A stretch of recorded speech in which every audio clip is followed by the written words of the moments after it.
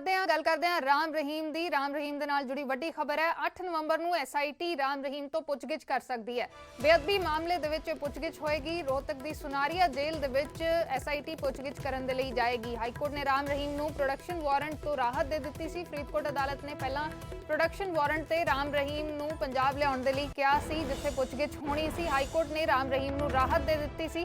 कहा गया सी कि SIT ने जे पुछगिछ करनी है तो जेल दे विच जाके पुछगिछ कर सकती है। तो हुण ये वड्डी खबर है। 8 नवंबर नूं SIT राम रहीम तो पुछगिछ कर सकती है। सुनारिया जेल जिथे राम रहीम बंद है। नरेश सेठी साडे सहयोगी जुड़े हुए ने फरीदकोट तो। नरेश, की कोई जानकारी है? पहला प्रोडक्शन वारंट जारी किया गया सी, हालांकि फिर हाईकोर्ट ने राहत दे दी सी ते हुण SIT जिहड़ी है वो पुछगिछ करन दे लई जेल जाएगी।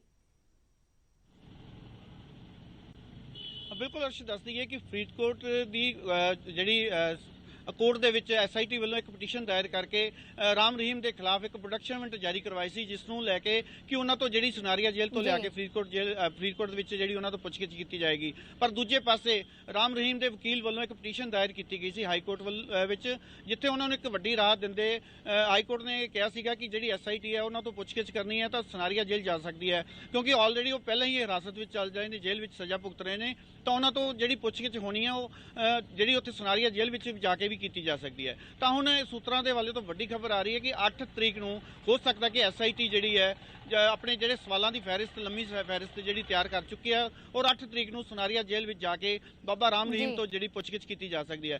करीब 100 के सवाल दसे जा रहे हैं कि 100 के करीब जिहड़े सवाल ने जिहड़े बाबा तो जिन्हां नूं पुछे जाने ने। और इस तो पहला जे दसीए तो 43 मैंबरी कमेटी के 3 मैंबर जिहड़े भगौड़ा करार दिते गए सी, जिहड़े कि इस मामले में नामजद सी, उन्हां बारे भी जिहड़े सवाल जवाब जिहड़े बाबा राम रहीम तो पुछगिछ के दौरान किए जा सकते हैं। जी अर्श जी नरेश, तुसीं बने रहना साडे नाल। तां ये वड्डी खबर है राम रहीम नूं लैके।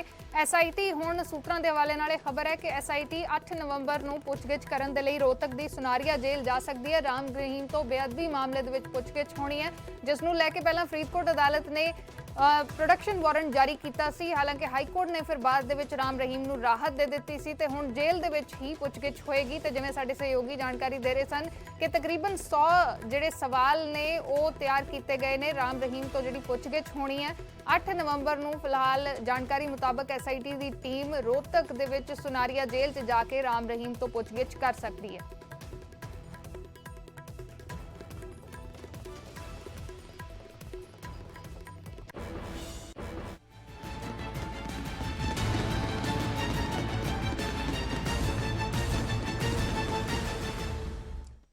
हुण गल करते हैं महंगाई दी। दिवाली ते महंगाई तो राहत दी गई है। अज तो पेट्रोल ते डीजल सस्ता किया गया है। केंद्र ने पेट्रोल ते डीजल ते एक्साइज ड्यूटी घटा दी है। पेट्रोल 5 रुपए ते डीजल 10 रुपए सस्ता होया है। केंद्र के फैसले तो बाद कई NDA शासित सूबिया ने भी वैट घटा दिता है। गुजरात, मध्य प्रदेश, बिहार, उत्तराखंड, कर्नाटक, गोवा, असम, मणिपुर, त्रिपुरा इन्हां सूबियां दे विच पेट्रोल ते डीजल तो वैट घटाया गया है। वड्डा सवाल हुण यह भी उठ रहा है कि की पंजाब दे विच या जिहड़े बाकी कांग्रेस शासित सूबे ने उत्थे भी वैट घटा के लोकां नूं राहत दित्ती जाएगी। केंद्र दे वल्लों तां कुछ राहत दित्ती गई है। पेट्रोल 5 रुपए ते डीजल 10 रुपए सस्ता होया है। कई सूबिया ने भी वैट घटा लिया है। NDA शासित सूबे ने जिथे वैट घटाया गया, हालांकि अजे हिमाचल, हरियाणा दे विच कोई ऐलान जिहड़ा है वो अजे तक नहीं आया। दूसरे पासे पंजाब च भी उम्मीद की जा रही है, क्योंकि लगातार असीं लोकां दे नाल भी जिवें गलबात करते हैं तो लोगों का कहना हुंदा है कि केंद्र ते पंजाब दोनों नूं राहत देनी चाहिए है। टैक्स है जिहड़ा वो घटाया जाना चाहिए है। कीमतां ने आसमान छू रही ने ते किते ना किते पेट्रोल ते डीजल जे महंगा हुंदा है उसका हर चीज़ के उत्ते असर पैंदा है, क्योंकि ट्रांसपोर्टेशन सुभाविक तौर पर ट्रांसपोर्टेशन का खर्चा वधदा है। उस दे नाल चाहे सब्जियां होण चाहे होर घरेलू इस्तेमाल का जिहड़ा समान है वो होए, सब कुछ महंगा हुंदा है तो लोगों ते सीधा सीधा असर पैंदा है। अज दिवाली के मौके केंद्र के वल्लों राहत दी गई है। पेट्रोल 5 रुपए ते डीजल 10 रुपए सस्ता किया गया है तो केंद्र ने सूबिया नूं भी अपील की है कि वैट घटाया जाए, लोगों नूं होर राहत दी जाए। तो उधर हरियाणा सरकार ने भी वड्डी राहत दे दी है। पेट्रोल डीजल ते वैट घटा दिता है। पहला कोई ऐलान नहीं आया सी, हुण हरियाणा सरकार का भी ऐलान सामने आ गया है। पेट्रोल ते डीजल ते वैट घटाया गया। पेट्रोल ते करीब 7 रुपए वैट घटाया गया तो डीजल ते करीब 2 रुपए वैट घटाया गया।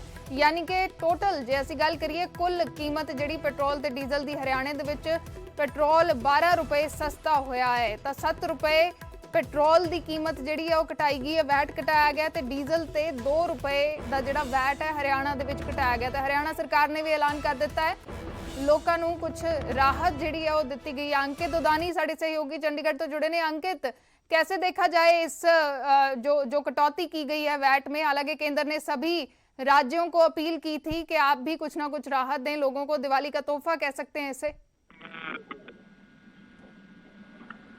बिल्कुल, हरियाणा में भी जो पेट्रोल और डीजल के दामों में कटौती की गई है, वैट में कटौती की गई है और हरियाणा सरकार ने इसकी घोषणा कर दी है, क्योंकि जिस हिसाब से केंद्र सरकार ने घोषणा की है एक्साइज ड्यूटी घटाने की और पेट्रोल पर 5 रुपए और डीजल पर 10 रुपए घटाए हैं केंद्र सरकार ने, और उसके बाद केंद्र सरकार ने सभी जो राज्य थे उनसे भी आह्वान किया था कि वो वैट घटाएं।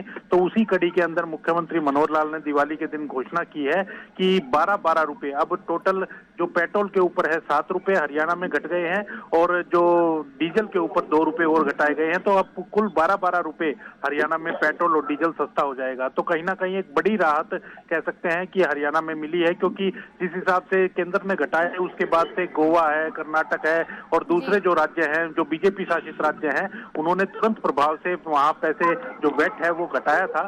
तो अब हरियाणा में भी ये इस तरह का फैसला लिया गया है और अब 12-12 रुपए डीजल पर जो छूट मिलेगी और लोगों को एक जो 100 रुपए पार कर गया था पेट्रोल और डीजल, उससे कहीं ना कहीं राहत मिलते हुए और नजर आएगी। जी जी जी, शुक्रिया अंकित पूरी जानकारी के लिए। तो हरियाणा ਦੇ ਵਿੱਚ ਵੀ ਰਾਹਤ ਦਿੱਤੀ ਗਈ ਹੈ ਲੋਕਾਂ ਨੂੰ, ਪੈਟਰੋਲ ਤੇ ਡੀਜ਼ਲ ਦੀ ਕੀਮਤ ਘਟਾਈ ਗਈ ਹੈ। ਪਹਿਲਾਂ ਕੇਂਦਰ ਦੇ ਵੱਲੋਂ ਰਾਹਤ ਦਿੱਤੀ ਗਈ, ਅੱਜ ਤੋਂ ਇਹ ਕੀਮਤਾਂ ਲਾਗੂ ਹੋਈਆਂ ਨੇ। 5 ਰੁਪਏ ਪੈਟਰੋਲ ਦੀ ਕਟੌਤੀ ਕੀਤੀ ਗਈ ਤੇ ਡੀਜ਼ਲ ਦੀ ਕੀਮਤ ਦੇ ਵਿੱਚ ਕੇਂਦਰ ਦੇ ਵੱਲੋਂ 10 ਰੁਪਏ ਦੀ ਕਟੌਤੀ ਕੀਤੀ ਗਈ ਤੇ ਹੁਣ ਹਰਿਆਣਾ ਨੇ ਐਲਾਨ ਕੀਤਾ ਹੈ ਪੈਟਰੋਲ ਤੇ करीब 7 रुपए वैट घटाया है तो डीजल ते 2 रुपए वैट घटाया है, यानी कि कुल जे असी कीमत की गल करिए तो पेट्रोल ते डीजल की कीमत दे 12-12 रुपए की कटौती की गई है केंद्र ते हरियाणा का जिहड़ा फैसला है उसनूं मिला के।